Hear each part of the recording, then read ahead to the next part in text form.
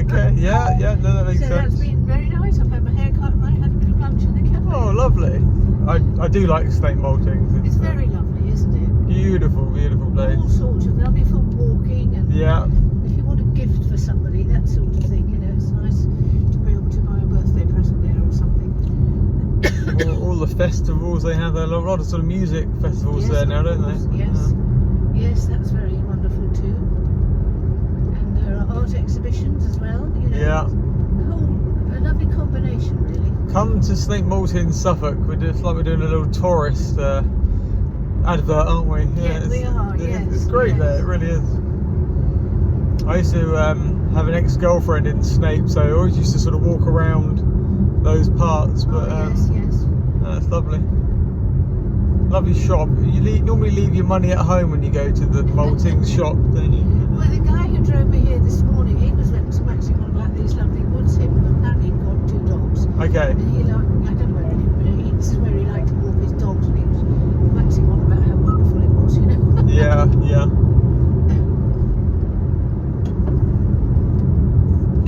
Well, there are lots of lovely places in the county, aren't there, you know. Yeah, we're quite lucky really in Suffolk, I aren't we? always feel I'm lucky living here. Lots of glorious countryside and seaside, and yeah, I've got young children myself, so it's always nice to go to the forest or the seaside. I tell you, I think because my grandchildren are a little bit bigger now, but when they were young, like your children, grandchildren, Felixstowe was a great favourite. Yeah, we go there quite a bit. Yeah. It's a lovely sand, isn't there? A real beachy sort of place, you know. Yeah, Felixstowe's lovely.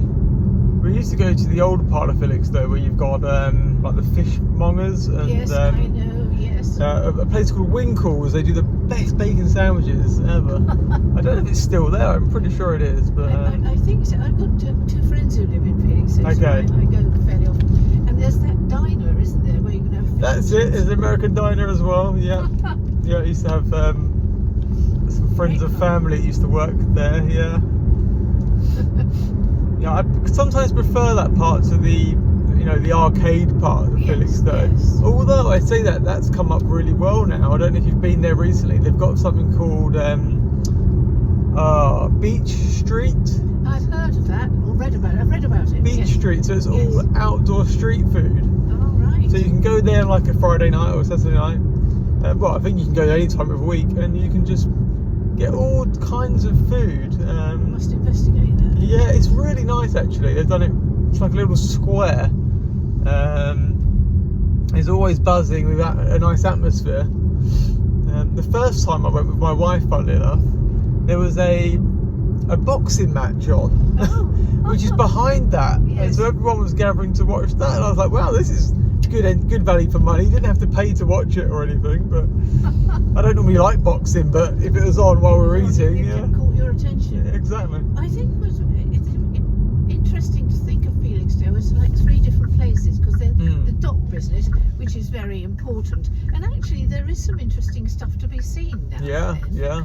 You know, watching the big ships, and then there's the old fort, isn't there? Yeah. That sort of thing. Then you've got what you were talking about, the sort of kiss me quick bit, you know. Yeah. We used to call it kiss me quick because people used to buy hats saying kiss me quick. Yeah, just like any seafront, Yes. Blackpool, whatever. That's right. And then the as you say, the older part, Yeah. which is very charming in its own way, with its lovely sort of period houses and things. Yeah. Have you ever been to Blackpool? I have actually, yeah. Yes, so have I. Well, I'm not in a rush to go again, but there we go. Yeah, nor me.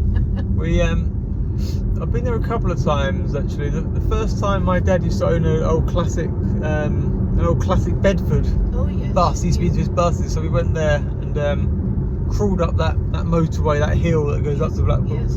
And then the second time round, I was on the way back from Scotland with my best friend. We'd done a road trip up to Loch Ness. Oh yes. And on the way back, we touched on Blackpool. Rather cold back then. It was in the winter time, but. Well, I'll tell you where I went. My husband, my late husband, had a daughter who married someone from that part of the world. Okay. And they had a little boy. I think he was probably sort of 2.5, 3 at the time. Anyway, so I went up to visit, and she said, "We're going to have a day out.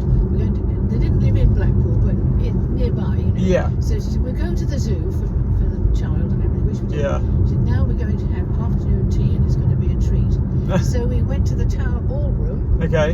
and went up in the lift to, I think it was probably the first floor, above ground level. Yeah. And of course there was a tea dance going on. Oh, lovely. And we had a sort of balcony table with chairs, and tea was ordered. And of course the organ was playing, the dancers were dancing, and this little lad with us, he was just dancing too. Oh, wow. In this sort of corridor behind the tables. He just danced up and down to the music, and it was a really special day out. Wow. Nice little memory there. Yes, yes, absolutely. It was so unexpected because she sort of said we're going to the zoo, and I thought, right, the outing is the zoo. You know? Yeah, yeah. But this turned up at the end. What a treat. Oh, that's nice. And little things like that happen. Yes, yes, it was very lovely. Unexpected. And of course, it was interesting watching the people who were dancing. They were not the sort of Strictly Come Dancing set. There were no sequins or anything. No, they were older people, and but they were dressed for the afternoon. The guys were wearing shirt tie, and most of them were wearing waistcoats, which I suppose kept their arms free. Yeah. And the women were wearing floaty sort of skirts, and they were absolutely lovely. It's like a proper kind of outfit going on. Absolutely, Yeah. yes. As you say, it's a memory I obviously haven't forgotten. Yeah. Yeah. It's always the unexpected surprises that create the memories. But, Yes, it is, isn't it? Yes. Special things. Yeah. No, definitely. So how old are your children? Oh, they're 5 and 6. Oh, yes. Going on 15 and 16. That's how it feels sometimes. Yes, But yes, yeah. I understand that. Oh dear. No more than you do, definitely. Already the Kevin and Perry stage. You've heard of Kevin and Perry? No, I haven't. Who are They were kind of 90s. You know Harry Enfield, the comedian? Yes. So he played a character called Kevin, Oh, right. who was like a grumpy, lazy teenager Yes. that was always said it's so unfair. Yes. And that is basically what my children are turning into already. But Gosh. I know more my 6-year-old and my 5-year-old actually. But no, they're good. They're characters. So. Of course, they also imitate other children too, don't they? They see other children doing things. Yeah, and I think that's what's happening to my oldest. He's in year 1 at primary school now, so he comes home and he does things and says things that we're like, obviously you got that from one of your friends at school, but you don't bring it into this house. Like it's already started on that already. It's amazing. But I think it's because a lot of parents these days, how do I put this? They don't restrict everything on content, like online, YouTube.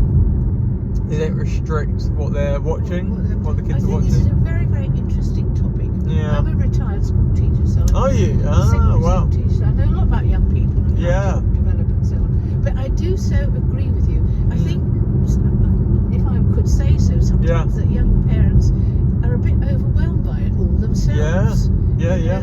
Maybe. I do feel you've got to stick by your guns. Yeah. And say, after school you can have this much time at your screen. And that's it. And then we don't have a screen when it's eating time. Yeah. And I know Totally. it's really hard to get a grip of it, but I'm sure it's helpful to the children. I think, as you said, you've got to take control early on, otherwise it's going to... It's no good coming along at 15 and saying it. No. Too far gone. Yeah. Yes. Yeah, it's a difficult world now. I mean, obviously kids used to go outside and play and climb trees and build dens. It's they'd rather now build all of that virtually. Yes. Which is sad, isn't it? But it's how the technology in the world's gone and going. I think research has shown that too much of all that sort of thing online is not a good idea. Well, it's not healthy sitting down for that long anyway. It says me, the taxi driver. But for the kids, it's not. They need to be physically doing things, learning new skills. I'm not saying they're not learning skills. I mean, my 6-year-old plays a game called Minecraft. Yes, I know. He's building. Minecraft. Yeah, he's building. He's creating, which is great. But as you said, have like a limit to how long he's on it for.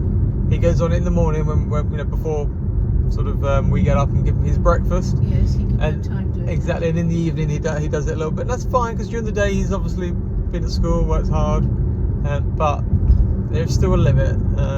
On days off we don't let him have it on for hours on end like some parents may. So I think another thing that's important is when, particularly with screen use, yeah, if there's a bit of a doodah about it, if the child is rebelling and then possibly ending up towards a tantrum, that sort of thing, yeah, that isn't the time to negotiate. No. The time to negotiate is when you want to do the explaining, and this is how it's going to be, this is our family, this is how we do it, Yeah. and it has much more effect then. If one's trying to sort of superimpose it on a bit of a riot, that doesn't work so Oh well. no. I'm sure you know all this. I'm No. preaching to the converted. No, it's interesting. So where were you a headmistress then? No, I wasn't a head teacher. Oh. I was a secondary school teacher. Okay. I taught at Northgate High School in Ipswich. Northgate, wow. Ah, yeah, I know. Well, yeah, I didn't go. I went to Thomas Mills in Birmingham. Oh yes, another good school. It was, yeah. Yes. I'm not sure how good it is now, but it was quite good back in the day. Like they used to say, it's as close as you can get to sort of private. Yes. Because the teachers were really good, and it was just a lovely school. I did a lot for the kids. And Actually, going back to the screen thing, I Yeah. did read something about. This is general. Some group of not current politicians now, are they? Because the government is disbanded. But yeah. recently, some of the Conservatives were proposing that all phones should be banned all of the time in school. But it is now. Has that come through? Yeah, I believe to most of them. Yeah, I think that. Is it still up to the school? I'm not sure. I've heard Farlingay, the one in Woodbridge. Yes. They have to put their phones in their bag, and if Yes. they're caught on them. Actually, no, sorry, I don't think they're. Yeah, sorry. So they're allowed to use their phone before school Yes. and after school, Yes. not during the day at all. Not even So they at keep their lunchtime. phones in their bag. If not, they get confiscated, I believe. So. Yes. Because that's what I was wondering. I didn't know whether this sort of had come in as legislation, but Yeah. I thought to myself, I wonder what schools are going to do to operate this scheme. Yeah. I mean, when you think, big secondary schools got 2,000. Oh, it's so hard to control. 2,000 phones. Yeah. How are they going to carry it out? And I thought, well, that's interesting to hear. Well, I used to work in education too, also, and What did you do? so I originally, so I worked with autism. Oh, yes. And then I worked as a support worker. Then I worked as a teaching assistant Yes. at Hadley High School. And that was when they were all using their phones, even in class. You Yes. tell them to put it away, and then they get confiscated if they carried on. But they're always on their phones at break times and whatever else. Yes. And then what I did, I was a mentor and tutor in social, emotional, mental health. Oh, yes. So working with children that had a very hard upbringing, have been adopted or fostered, Yes. and were basically on drugs. So maybe some of them were caught up in county lines, Oh, no. and obviously they're vulnerable. Yes. So my job was to try and get them out of it as much as I could. Give them some kind of education, get them into some kind of interest, whether it be football or go-karting. Yes. So yeah, it was a very interesting job, but draining. And unfortunately not massively well paid unless you're privately funded, which I was lucky enough to be for about a year during COVID. But So who was your employer then? originally it would have been a company called TCES. So they were as a school in London, Yes. and that school was like a behavioural kind of school. Oh, yes. But they took on kids all over sort of Essex, Suffolk. Yes. And the kids should have technically been going to education at that school in London, but because they live in Suffolk or they're from there, Yes. what they'd do is they'd get someone like myself, a tutor or a mentor, to go and engage with this young individual. Yes. And of course, there are so many children who have a false start, aren't there? So many now, more than statistics prove that they're Yes. more than ever. Yeah. Must be so hard to be. Well, not if you're a newborn, but if you're aware of what's going on and you've fostered and then you hope to get adopted, and must be so hard, I think. Oh, it must be. I think our country doesn't really have many channels that you can go down to help these individuals. You know, in terms of mental health, definitely. Yes, I think you may be right. It's sad, really. It is very sad because, you know, children need such a lot of love, and that doesn't necessarily mean indulgent love, because sometimes you have to be a little bit tough with your love. Yeah, don't you? definitely tough you, love. You Yeah. all know as a dad, but Yeah. No, definitely. No, it's difficult. I mean, there are, you know, agencies out there and schools that try their best, but everyone seems to be so cutting back, and funding is awful for social care and mental health. My daughter works in social care. She works for Brighton and Hove City Council. Okay. And she was in the I'm going to say the autism department. I don't think that's quite the right term, but, you know, social care or whatever. Yes, to do with people with autism so severe that they needed to be in respite or shall I say, a monitored home. Okay, yep. I don't know if that's the right term, but that's Yeah. Well, I used to work in one, but it was more of a mostly respite. Parents would come and take them out every weekend or so. But she's been moved to a different sort of daycare department, something like. She's a sort of a junior manager. I don't quite know what that means, but probably doing a bit of organising and that sort of thing. Yeah. So she does that, and I think she's quite proud of what she does. Oh, it sounds good. She sometimes sounds a little bit like a textbook when she's talking. A textbook. Yes.